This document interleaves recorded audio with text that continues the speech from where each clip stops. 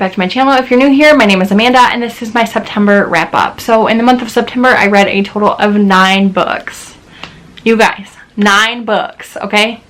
It may not seem like a lot to y'all, but I read like 4 to 6 books, maybe a month, and I read 9. I think that's because I participated in Becca's Book-Apple-a-thon this month, and it was so much fun. Like, I loved the dice roll sprints, the Discord chat. Like, it was just a lot of fun. And I can't wait to do it again. So thank you, Becca, again for putting that on for all of us. And it was a lot of work to put it together, but like, it was so freaking worth it. I loved it. So the first book I want to talk about is Gods of Jade and Shadow. This is by Sylvia Moreno Garcia. This was fulfilling the prompt of friend pick. So thank you, because I absolutely love this book. So this book is set in Mexico in the 1920s. Our main character, Cassiopeia, lives with her mother and her grandfather and her aunts and her cousin, I think. And her mother and herself are just kind of the caretakers of the home. They just like cook and clean and take care of the grandfather, and like they're just kind of the help, right? Even though it's their family. She ends up in her grandfather's bedroom. She finds a chest, she opens it up, and the next thing you know, she is being visited by the god of death. And then this takes her on this incredible epic adventure. This is steeped in Mayan culture and mythology, and like, my god, it was so good. I loved it so much. And I just read Mexican Gothic last month. I gave that one 5 out of 5 stars, so I was excited to pick up another one. This is something completely different than that, but the writing is just so good. I ended up giving this one 5 out of 5 stars. I will pick up anything that Sylvia writes. I actually have Certain Dark Things and The Beautiful Ones up there on my shelf. And yeah, so anything that she writes, I will pick up. I absolutely loved it. It was so good. The next book I picked up was The Magicians by Lev Grossman. This fulfilled the prompt of the oldest book on your TBR, I think, which I ended up doing wrong, but this one has been on my TBR since 2013. I think there was just one more ahead of it. But I'm glad that I picked it because I DNF'd it. So I'm going to get rid of this and the sequel, because I have the sequel, and I'm just going to watch the TV show. I got about 150 pages into this one, and it just was not for me. I think the main character's name is Elliot. Oh no, Quentin. I don't know why I thought Elliot. So this, I mean, I can't say too much about it because I DNF'd it. But it's about our main character Quentin, who is getting ready to go off to college, and then all of a sudden he finds himself a part of this like magical school. I should have loved it, but I just didn't. Like, it was just insufferable, and I just didn't like it. But like, there's this weird scene where he like obviously has this crush on one of his classmates. They are foxes, like they were turned into foxes, and like his animal instincts take over, and he just like sleeps with her.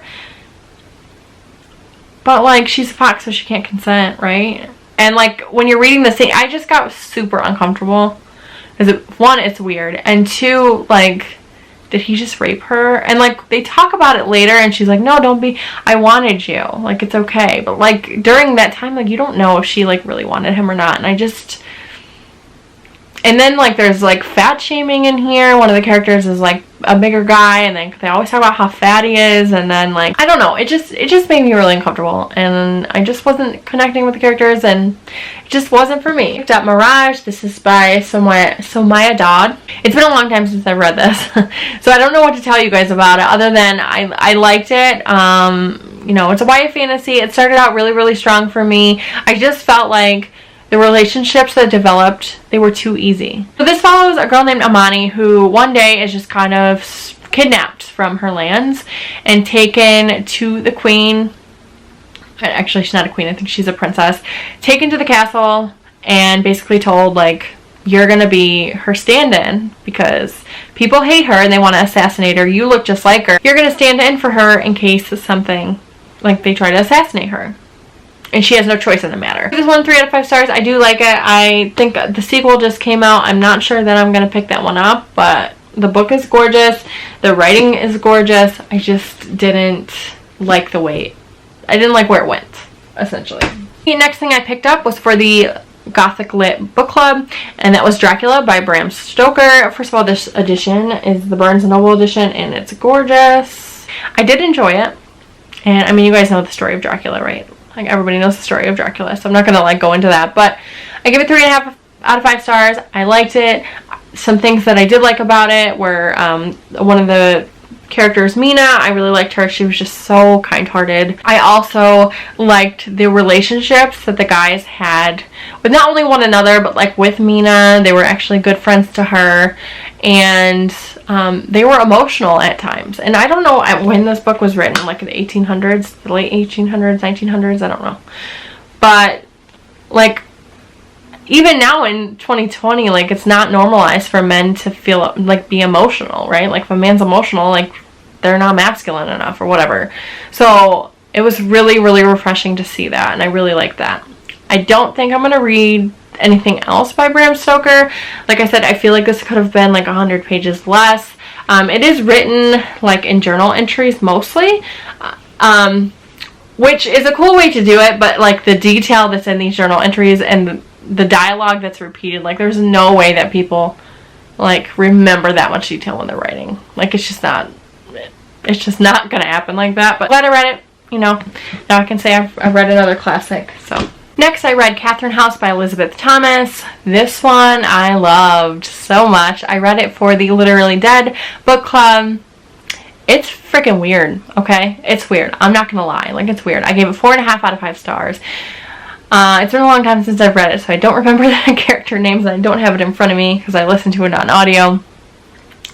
But it's about this girl who is basically, like, she just needs to get away. Like, some shit happened in her past, and she just needs to, like, run away. Well, there's this, like, elite, like, college that you can go to, and if you get accepted, it's a 3-year program, but you can't have any kind of contact with the outside world. Like, no social media, no phone calls, no, you can't leave. Like, you're just stuck there for 3 years. You have to do what they say, and that's the end of it. But when you get out of this, like, all of these doors are open to you, and, like, you can get this great job, and, like, move, and anything that happened in your past just no longer exists. It doesn't matter anymore. So I thought it was a mystery / horror, and it really, I mean, there's some mysterious elements because you really don't know, like, what is going on the entire novel. Like, I had no clue, but I didn't care. Like, and there's not really a plot either. It's just like, it was just freaking weird. It was so, I don't know how to explain it. Like, I feel like people are gonna hate it. Either you're gonna love it or you're gonna hate it. I don't think there's, like, any middle ground for this one. If you like weird books with, like, no plot, then I highly recommend it.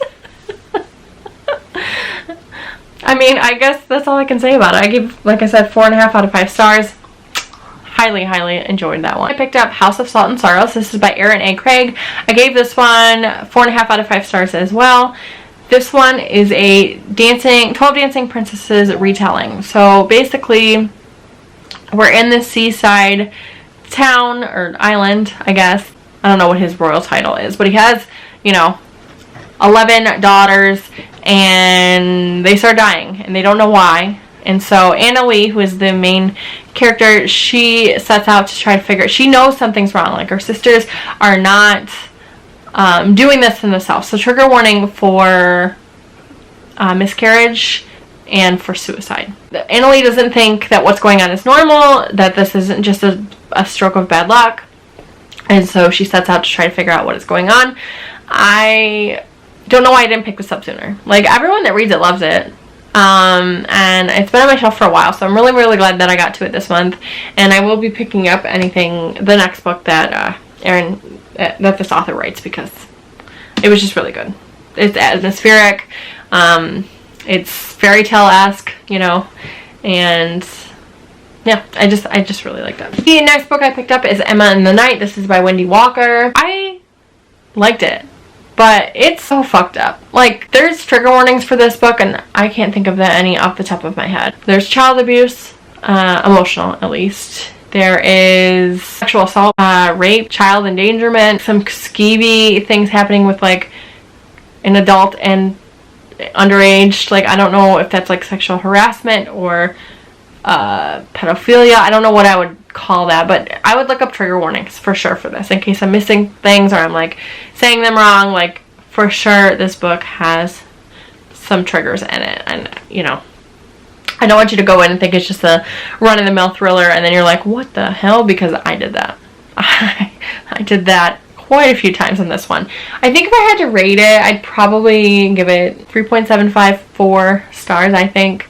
I did enjoy it, and I didn't see where the story was going. I mean, I'm glad I read it. But yeah, wow, that one was crazy. The next thing I picked up was Cemetery Boys. This is by Aiden Thomas. I absolutely fucking love this book. 5 out of 5 stars. Cannot recommend it enough. It is so good, okay? So good. This book follows our main character Yadril, who wants to become a brujo. He is the first transgender in his family, and he wants to become a brujo. But because of what his family perceives as like tradition, they think that Lady Death will not accept him and will not give him his magical power. So he goes off and he gets him on his own, okay? And this happens in the very beginning of the book, so it's not a spoiler. And then something happens, okay? Like a family member disappears, and they're on this quest to, sorry, it is pouring right now. Him and his cousin Maritza are on a quest to find the family member and sever his ties to the world so that he can move on. And he and Yadril can prove himself. Like, look, I am a brujo, and, you know, Lady Death has accepted me. I do have my powers, and, you know, you need to accept me as well. So, and there's like a ghost involved, and there's romance involved, and like, it's just really, really, really good. I just loved everything about it. I loved everything about it. I think it was just fantastic. Like the way things were done,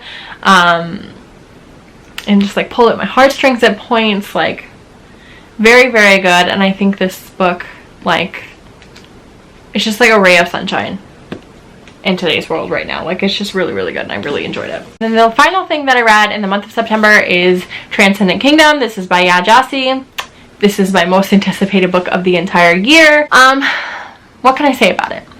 Number one, trigger warning for overdose, trigger warning for drug use and addiction and depression. So this is nothing like Homegoing. They're complete opposite novels, which I didn't expect it to be per se, but like they're polar opposites. Like Homegoing, it's like a familial, like through the years, like a family saga, right? So this is a literary fiction. I gave this one, God, I haven't rated this one yet, so I don't know what I want to give it. I think either like between a 4 and a 5 star. It's not a complete 5 star for me, only because I feel, and this has nothing to do with the book, it's very steeped in science and religion, and neither of those things am I knowledgeable on, okay? So some of that stuff went over my head, which is not the author's fault, it's mine. This follows a girl named Gifty, whose family is from Ghana. They immigrated here, so this is her story, you know, from like her as a little girl to her growing up. It like makes her question, like, she grew up in a very religious household, and as she gets older she starts to question that and what her, you know, she's trying to figure out what her beliefs are. It goes through like her losing her brother and what that looked like, into her becoming an adult and deciding to become a scientist so she can study not only depression and how that affects your mind and how maybe they can control that, but also addiction and how that affects the individual, and if there's any way that they can turn that off, essentially, I guess is the best way to put it. I really liked it a lot. I mean, Gifty is a great character. You know, she has little antidotes throughout the book. It was a quick read. Is it what I expected? No. I thought it was going to be another like family saga, which it's really not. Like I said, it's literary fiction, but will I continue to buy everything that she writes? Yeah, hell yes, I will. Her writing is beautiful. The storytelling is great. Those are all the things that I read in the month of September. Go ahead and tell me down below what you guys have read or what you think about any of these books if you've read them. If you don't want to do that, if you don't have time to do that, or just don't have the capacity to leave me a long comment, why don't you guys just leave me an orange heart down below so I know that you watched it, you enjoyed what you saw, and you want to see more from me. Thank you for watching. Don't forget to like and subscribe. Follow me on Goodreads, Instagram, and Twitter, and I'll talk to y'all later. Bye.